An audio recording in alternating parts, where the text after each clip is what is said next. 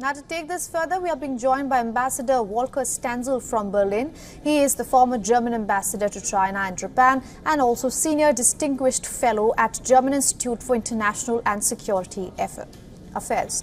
Mr. Stanzel, thank you so much for joining us here on WION. I want to ask you, do you think the war in Ukraine is the only reason bringing Beijing and Moscow closer? It is maybe the most important reason, but it's only one of, let's say, three. The first is the development of the war that you have already described, with the Ukraine seeing a perspective that is increasingly bleak, with the first successes of the commencing summer offensive from the Russian armed forces. And that leads, as we all observe, to increasing fatalism in both among supporters of Ukraine and maybe in Ukraine itself. That is one factor, I think, and it is maybe the dominant one. The second one is the failure of Xi Jinping to wean the Europeans away from the side of the United States. He made an effort when he visited France, Serbia, and Hungary, and before that had spoken to the German Chancellor, and he had to discover that this is not the moment where he could drive a wedge between the partners of the transatlantic alliance. So that leads to the third point, I think, and that makes him bet strongly on something that I would compare to the great power alliances that we used to have in Europe in the 19th and early 20th century, leading up to the First World War, of course, where big powers toyed with each other, changing alliances and becoming increasingly threatening to each other.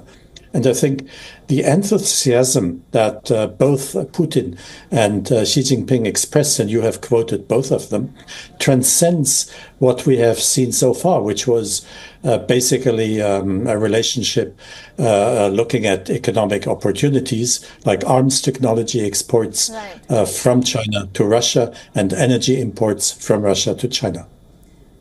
Ambassador Stanzel, speaking of that, the two leaders have focused on trade in today's meeting. We have seen trade ties since the war in Ukraine balloon between the two countries. But when one actually analyzes it, turns out that Moscow is much more dependent on Beijing. Do you think Moscow can actually trust Beijing fully? Well, 2 points. You say a ballooning trade exchange, but that is confined to very limited areas. As I said, arms technology on the one hand and energy on the other, but even the energy exports from Russia are not that significant for China. That I think is an important factor. The other one is that we see maybe we have for a long time regarded Putin as the little brother of China.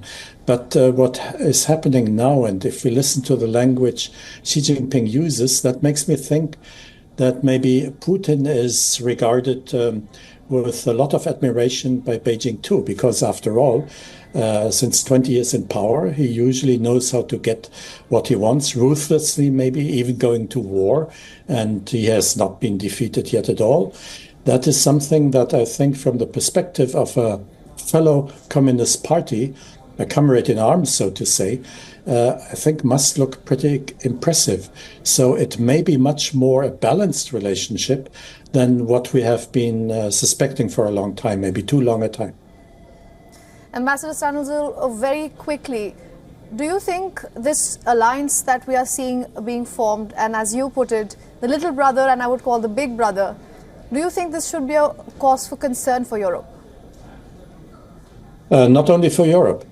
It has a geopolitical side to it which concerns everybody in the world. You have a big power, a great power alliance that is obviously actively cooperating and, I used the word before, ruthlessly to get what it wants. It needs to be watched by China's and Russia's partners in the world. All right, Ambassador Stanzel, thank you so much for speaking with us. It was a pleasure. You're welcome. Thank you. For all the latest news, download the WION app and subscribe to our YouTube channel.